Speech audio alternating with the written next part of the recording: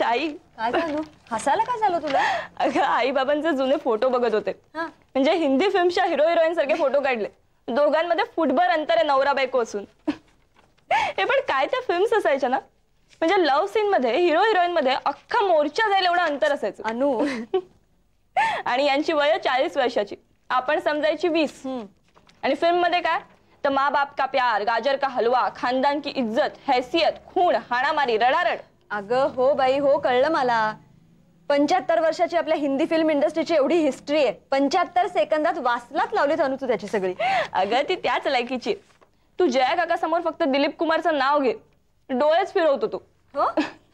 म्हणतो तो इतका हळू बोलत असतो आणि इतकं व्यवस्थित आरामात स्वतःचा वेळ घेत बोलत असतो की हिरोईन निघून जाते. आणि मग हा ट्रॅजेडी किंग म्हणून फेमस. वेळेचा असा अपव्यय करणाऱ्याला ना शिक्षाच केली पाहिजे. अनु मोहनला कोण आवडतो ग? मोहन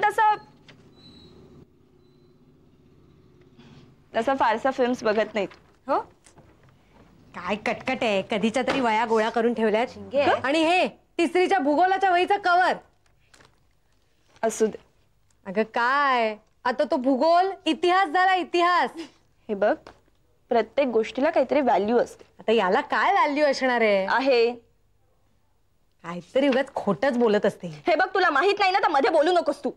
हे माझं कवर आहे, माझ्या जवळच राहील. पण का काही सांग ना तू तरी. अनु अगं काय झालं?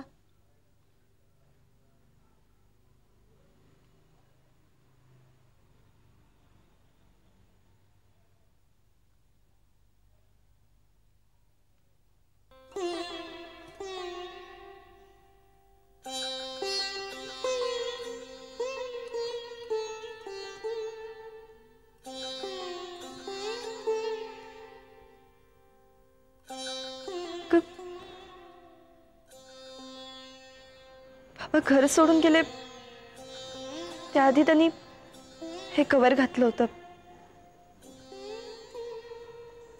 आणि आईने त्याच्यावर लेबल लावलं होतं.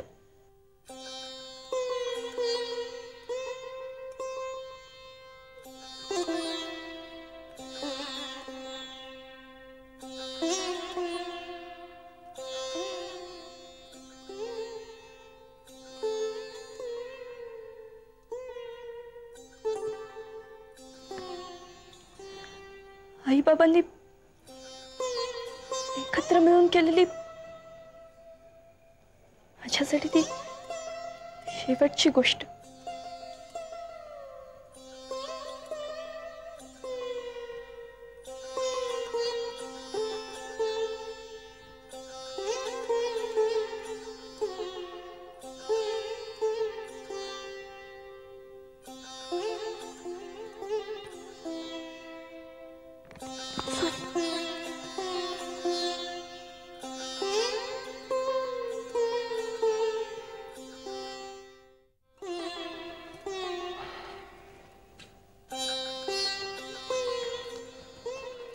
आणि मग आज त्याला दरवाजा उघडणार नाही. आणि मग ही फायनल वॉर्निंग. त्यानंतर त्याला घरात घ्यायचं नाही. आणि मग तो मला मेला आणि मी त्याला. आणि मग हो मग आणि मग काय करताय तुम्ही? तेच काय बोलताय? हो काहीच कसं वाटत नाही तुम्हाला? राग येत नाहीये का? ना नात्याचा ना रक्ताचा तो मुलगा काही तुम्हाला बोलतो, वाटेल तसं तुमच्याशी वागतो आणि तुम्ही. तो तुझ्या रक्ताचा आहे, तुझ्या नात्याचा आहे तो. पण मी लहानपणापासून वाढवलंय त्याला, शिकवलंय. ताई म्हणतो मला तो. असे किती होते ताई म्हणणारे? फक्त यालाच का उचलून आणलंस? त्याच्यात काहीतरी स्पार्क दिसला म्हणूनच ना. मी सुद्धा समजून घ्यायचा प्रयत्न करतोय त्याला. मी शिक्षक आहे ग. मी जर समजून घेतलं नाही तर पुढे जाऊन लोकांना काय शिकवणार मी? म्हणून तू म्हणतेस ना तसा तो ना माझा नात्याचा ना रक्ताचा, पण तुझ्यामुळे त्याच्याशी एक नातं तयार झालंय माझं. असलेली नाती तुटली ना तर लोकांना काय वाटत नाही, पण ही अशी जुळवलेली नाती जरा जरी ताणली गेली ना तरी खेळ खलास. हो सगळं मान्य आहे, पण आपल्या कुटुंबाचे काही नियम असावेत की नाही? असावेत, जरूर असावेत. पण त्यालाही काही लिमिट्स असावे. म्हणजे एका बाजूला बंटी, दुसऱ्या बाजूला आपण असलो तर नियम कुठेतरी मध्ये असावे, म्हणजे जे कुणाला जाचक ठरणार नाही. विशेषतः तुला आणि बंटीला दोघांनाही त्याचा त्रास होता कामा नये. तुम्ही काही म्हणा, मी आज त्याला या काय? घरात तू काही करणार नाहीस. आपण बघू ना तो कुठपर्यंत जातो. काय बघू? तो तुम्हाला वाटेल तसं बोलतो, तुमचा अपमान करतो आणि तुम्ही. बरोबर, तो मला बोलतो ना, म्हणूनच मी गप्प आहे. ज्या दिवशी तो तुला बोलेल त्या दिवशी माझा हात, त्या दिवशी मी त्याला दाखवून दे मी नसलो ना तरी बाप आहे त्याचा. अरे तुम्ही अजून दोघं झोपला नाहीत? जागेच? दरवाजा कसा उघडलास? किल्ली असते ना आपल्याकडे. कुठे गेला होतास? घरी नव्हतो म्हणजे बाहेर तू. पण कुठे? नाही सांगू शकत. असलं कुठलं ठिकाण आहे? खास आचारसंहितेमुळे नाव नाही सांगू शकत. हे बघ, जोपर्यंत तू सांगत नाहीस ना तोपर्यंत तुला जेवायला मिळणार नाही. जो चोच देतो तो चारा देतो. बंटी, कुठे गेला होतास? मला वाटतं मी ताईला सांगितलंय. काहीही सांगितलेलं नाहीयेस तू. कुठं गेला होतास? क्लब मध्ये जुगार खेळायला. तू जुगार? सगळे खेळतात, मी फक्त पैशाने खेळतो. कोण सगळे? आपण सगळे. आम्ही जुगार खेळतो? हो. यांच्याशी तू लग्न केलंस तर जुगार नाही खेळलीस तू? काय खेळलीस ना जुगार? Bunty, good night.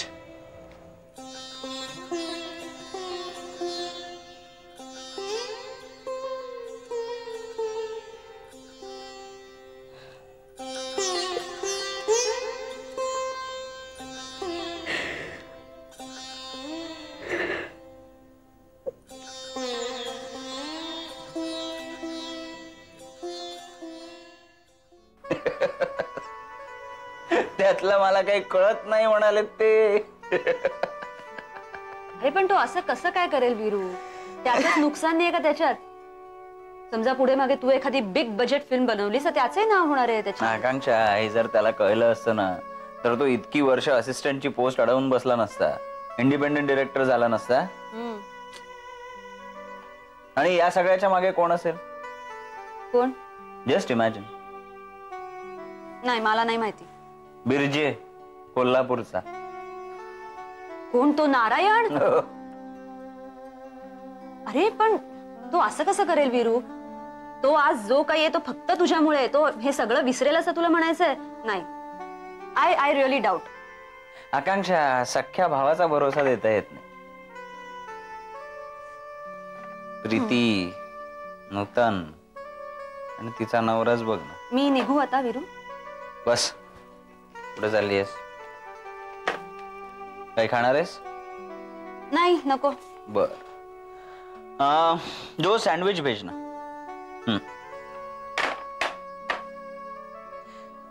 प्रीती आणि नूतनच्या नवऱ्याने युवतीने बरेच प्रॉब्लेम्स क्रिएट करण्याचा प्रयत्न केला. बरंच सांगितलं, समजवलं, काय उपयोग नाही. एवढी सांगितलं, आकांक्षा, हा माझा नाजूक प्रश्न आहे. माझ्या मित्रमैत्रिणींमध्ये तुम्ही पडू नका. तरी काही उपयोग नाही. हाकलून दिलं त्याला. हे चल निघ. मग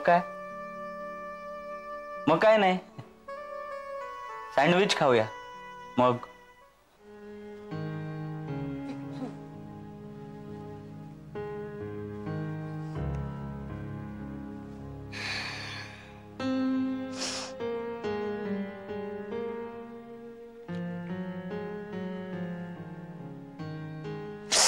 अगं काय करतेस? काय झालं एवढं? दुखतंय ग अजून ते. आई, बरं झालंय ते आता. बघू जरा. तुमची सगळी दुखणी मी काढलेत आणि मलाच शिकवता तुम्ही आता. हसतेस काय? आई, डॉक्टर जेव्हा आजारी पडतो ना तेव्हा सगळ्यात कटकटा पेशंट तो असतो, माहितीये ना तुला? तसं झालंय तुझं. बर.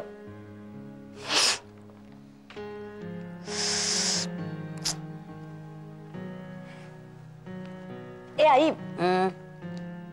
तू आणि बाबा काल कुठे गेला होतात ग जेवायला? जुहूला. इतक्या लांब?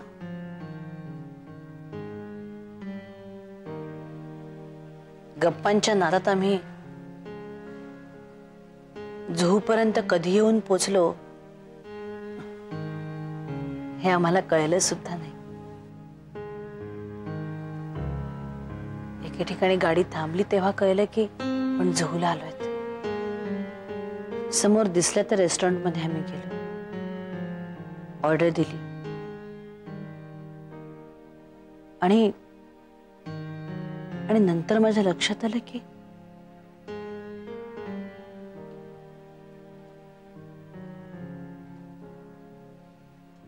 काय?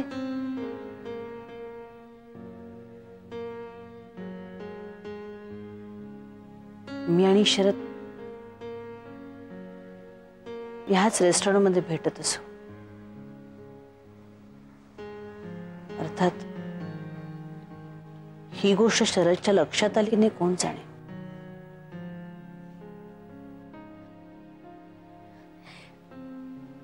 पॉश होतं का ग ते रेस्टॉरंट? खूप पॉश कसलं ग, साधं उडप्याचं रेस्टॉरंट ते. हा, पण त्यावेळेच्या मानाने पॉशच म्हटलं पाहिजे. आता तिथल्या वेटरच्या अंगावर युनिफॉर्म आला आणि चहाचे ओघळ तत्परतेने पुसायला तयार होते ते वेटर.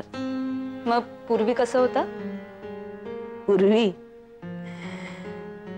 एक गलेलठ्ठ माणूस गल्ल्यावर बसलेला असायचा आणि नुसत्या ऑर्डरी सोडायचा. मग त्याची ती कलकट्ट कपड्यातली मळकट्ट पोरं टेबलवर चहा कसा सांडेल अशी आणून आदळायची. आई, तू आणि बाबा पूर्वी जात होता ते असल्या रेस्टॉरंट मध्ये? आकांक्षा ग, त्यावेळी हॉटेलिंग रेस्टॉरंट असली फॅड्स नव्हती ग, ती संस्कृतीच नव्हती मुळात. आणि खरं सांगू का, त्यावेळी कोणाच्या खिशात पैसेही नसायचे तेवढे. तुला गंमत सांगू, मला फक्त 5 रुपये पॉकेट मनी मिळायचा आणि शरदला तर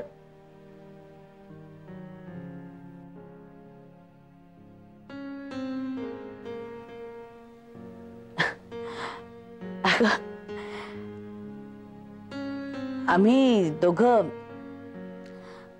8 आण्याची इडली प्लेट मागवायचो आणि अगदी मनसोक्त खायचो. आकांक्षा, तेव्हाही आम्ही खूप श्रीमंत वाटायचो. आणि अगं, श्रीमंती आणि सुख ह्या कल्पना नेहमी सापेक्षच असतात.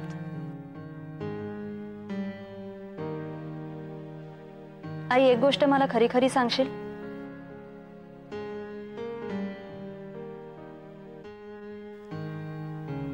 काल जेव्हा इतक्या वर्षांनी तू आणि बाबा पुन्हा त्याच रेस्टॉरंट मध्ये भेटलात तेव्हा कसं वाटलं ग तुम्हाला?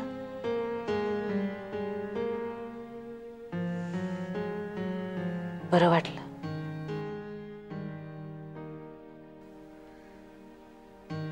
खूप बरं वाटलं.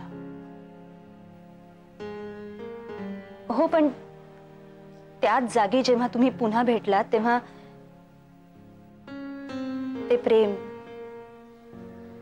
तो रोमांस, त्या आठवणी, या भावना नाही जाणवल्या? आकांक्षा, आई, मी तुला मैत्रिणीच्या नात्याने विचारते. विचारू शकते ना? तू मुलीच्याही नात्याने विचारू शकतेस ना? म्हणजे तुला नसेल सांगायचं तर नको सांगू. आणि त्यात न सांगण्यासारखं असं काहीच नाहीये. आकांक्षा, आम्ही दोघं भेटलो की तुमच्याबद्दलच बोललो. आकांक्षा लहानपणी असं करायची, अनुला आपण येडू येडू म्हणायचो. आणि आता यात जर का तुला प्रेम रोमांस जाणवतोय ना, आई वडिलांनी एकत्र बसून मुलांच्या लहानपणच्या आठवणी काढायच्या, हे सगळं खूप खूप रोमॅन्टिक आहे ग. अजून काय विशेष सांग ना. अजून नाही, अजून विशेष असं काहीच नाही. निरोप घेताना शरद मला म्हणाला की सुधा, बऱ्याच दिवसात तुझ्या हातचं पिठलं भात नाही खाल्लं.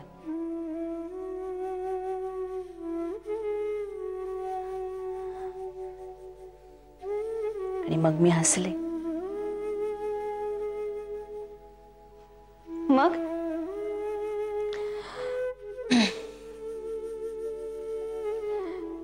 नाही म्हणजे तुझ्या थिअरीप्रमाणे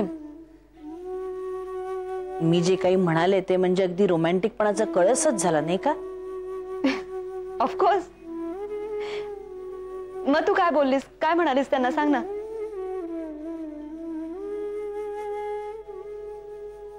मी नाही नाही म्हणजे मला वाटलं की त्याला असं वाटेल म्हणून मग मी काहीच बोलली नाहीस.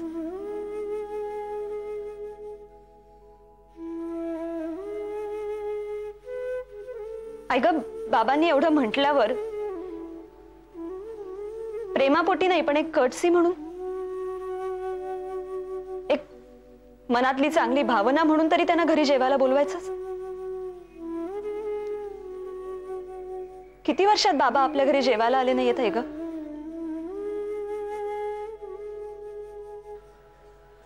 आपण एकत्र जेवलो नाही होत. माझ्या लक्षातच नाही राहिलं.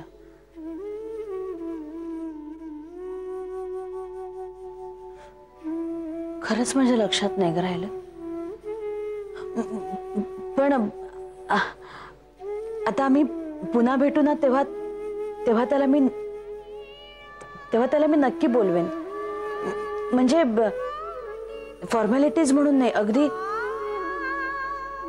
मनापासून. आपण सगळेजण एकत्र जेवूया बऱ्याच वर्षांनी.